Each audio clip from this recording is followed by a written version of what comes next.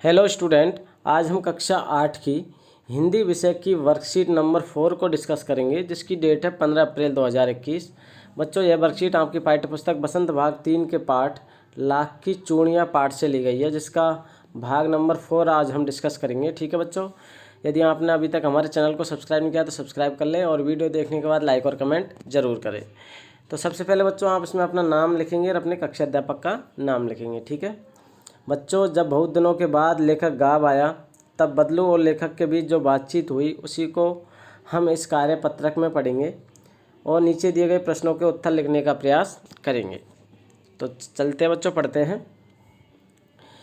नमस्ते बदलू काका, मैंने कहा। लेखक ने क्या कहा? नमस्ते बदलू काका। बदलू ने कहा नमस्ते भैया। उसने मेरी नमस्ते का उत्तर दिया और उठकर खाट पर बैठ गया, परंतु उसने मुझे पहचाना नहीं और देर तक मेरी ओर निहारता रहा, यानी देखता रहा। मैं हूँ जनार्दन काका। लेखक ने कहा क्या? कि मैं हूँ जनार्दन, आपके पास से गोलियाँ बनवा कर ले जाता था। मैंने अपना परिचय दिया। लेखक ने अपना परिचय बदलू को दिया। बदलू फिर भी चुप रहा, मानो वह अपने स्मृति पटल पर अतीत के चित्र उतार रहा हो। और तब वह एकदम बोल पड़ा, आओ आओ लला, बैठो। बहुत दिन बाद गाँव आए। हाँ, इधर आना नहीं हो सका काका, लेखक ने कहा। मैंने चारपाई पर बैठते हुए उत्तर दिया। लेखक ने चारपाई पर बैठते हुए क्या उत्तर दिया? कि इधर आना नहीं हो सका काका।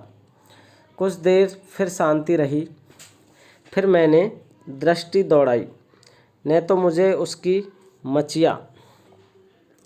उसकी मचिया ही नजर आई और न ही भट्टी। आजकल काम नहीं करते काका? मैंने पूछा। नहीं लला, काम तो कई साल से बंद है। मेरी बनाई हुई चूड़ियाँ कोई पूछे तब तो। गाँव गाँव में काज का प्रचार हो गया है।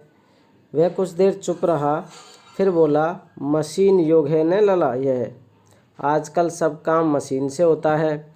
खेत में भी मशीन से जोते जाते हैं खेत भी। और जो सुंदरता कांच की चूड़ियों में होती है, लाख में कहाँ संभव है।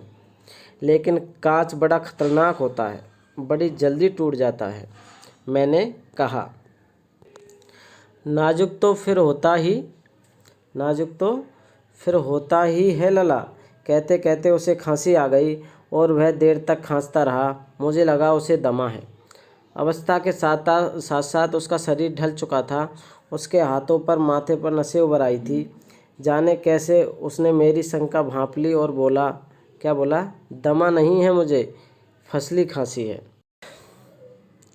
यही महीने 2 महीने से आ रही है। 10-15 दिन में ठीक हो जाएगी। मैं चुप रहा। मुझे लगा उसके अंदर कोई बहुत बड़ी व्यथा छिपी है। मैं देर तक सोचता रहा कि इस मशीन युग में ने कितने हाथ काट दिए। कुछ देर फिर शांति रही, जो मुझे अच्छी नहीं लगी। आम की फसल अब कैसी है काका? कुछ देर पश्चात मैंने बात का विषय बदलते हुए पूछा। अच्छी है लला, बहुत अच्छी है, उसने लहक कर उत्तर दिया और अंदर अपनी बेटी को आवाज़ दी। अरे रज्जो, लला के लिए आम तो ले आ।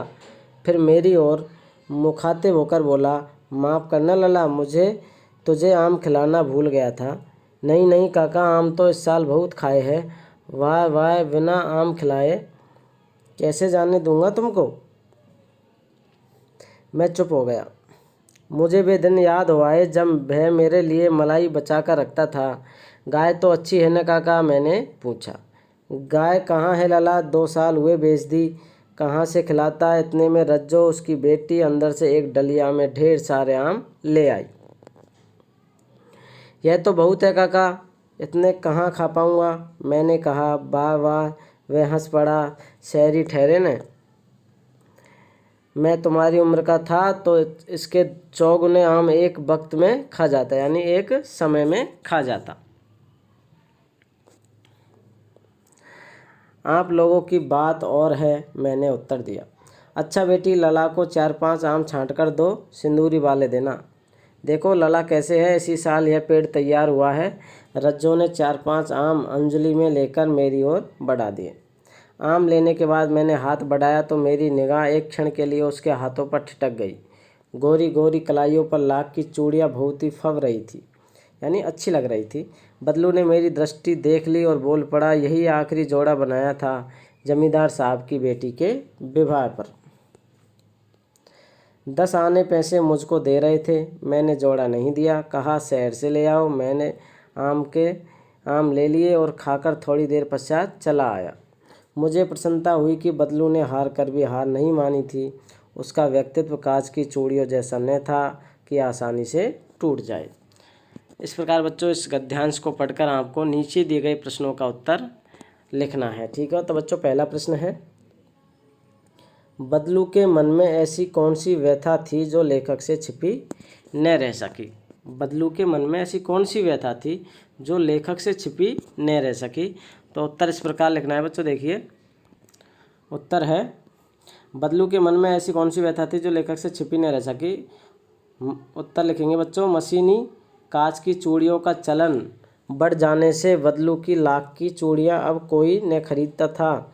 इसी कारण उसका चूड़ियों का काम बंद हो गया। यही व्यथा थी जिसे बदलू लेखक के समक्ष छिपा न सका। अगला प्रश्न, दूसरा प्रश्न बच्चों, मशीनी युग से बदलू के जीवन में क्या क्या बदलाव आया। तो उत्तर इस प्रकार है, उत्तर लिखेंगे बच्चों कि मशीनी युग से बदलू के जीवन में यह बदलाव आया कि बदलू का व्यवसाय बंद हो गया, वह बेरोजगार हो गया। काम न करने से उसका शरीर भी ढल गया, उसके हाथों माथे पर नसें उभर आई, अब वह बीमार रहने लगा। इस प्रकार उसके जीवन में बदलाव आया। अगला प्रश्न, तीसरा प्रश्न बच्चों, मशीनों के आने से हमारे जीवन में क्या क्या बदलाव आए, क्या बदलाव आए हमारे जीवन में मशीनों के आने से, और मशीनों से होने वाली 2 हानियाँ और 2 लाभों के बारे में लिखिए। तो उत्तर इस प्रकार होगा, उत्तर लिखेंगे बच्चों कि मशीनीकरण से आदमी का कार्य कम हो रहा है, उसमें आलस बढ़ रहा है। ठीक है, छोटे से छोटे काम के लिए वह मशीनों पर निर्भर होता जा रहा है। हाथ पैरों से काम कम रहा, इसलिए बीमार ज़्यादा रह रहा है और अपनी ज़िंदगी दवाइयों पर गुजार रहा है। ठीक है बच्चों, और इसके लाभ हम लिखेंगे मशीनों के कि मशीनी युग में जीने के कारण हम लोग एक जगह से दूसरी जगह बहुत आसानी से और कम देरी में यानी कम समय में पहुंच जाते हैं। मशीनी युग में जीने का एक लाभ यह भी है कि हम घर बैठे किसी भी प्रकार के सामान की खरीदारी कर सकते हैं और घर से ही अपना व्यवसाय भी चला सकते हैं। ठीक है बच्चों, हानि क्या क्या हो सकती है मशीनी युग से। मशीन के कारण कल कारखानों में अत्यधिक प्रयोग होने से, मशीनों के अत्यधिक प्रयोग होने से बेरोजगारी की समस्या उत्पन्न हो गई है, यानी अत्यधिक बेरोजगारी बढ़ गई है मशीनों का प्रयोग होने से।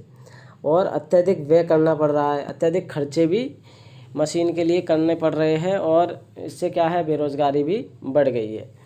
ये एक हानि भी इसकी है, यानी लाभ भी है तो हानि भी है साथ में। ठीक है बच्चों, तो इस प्रकार तीसरा प्रश्न। चौथा प्रश्न होगा, चौथा प्रश्न बच्चों, बदलू ने हार कर भी हार नहीं मानी, यह लेखक को कैसे पता चला। बदलू ने हार कर भी हार नहीं मानी, यह लेखक को कैसे पता चला। तो उत्तर इस प्रकार होगा, उत्तर है बच्चों कि उसका व्यक्तित्व कांच की चूड़ियों जैसा न था कि आसानी से टूट जाए। बदलू ने हार कर भी हार क्यों नहीं मानी, क्योंकि कांच की चूड़ियों का प्रचलन होने से भले ही उसने लाख की चूड़ियों का काम बंद कर दिया, लेकिन कांच की चूड़ियाँ बेचने का काम शुरू न किया। इन बातों से पता चलता है कि बदलू ने हार कर भी हार नहीं मानी। आगे, और कोविड के संदर्भ में बच्चों आप सभी को कोरोना के विरुद्ध लड़ाई में सुरक्षित रहने के लिए मास्क पहनना है और 2 गज की दूरी बनाए रखना है और अपने आप को सुरक्षित रखना है। ठीक है बच्चों, तो आज की वर्कशीट में बस इतना ही।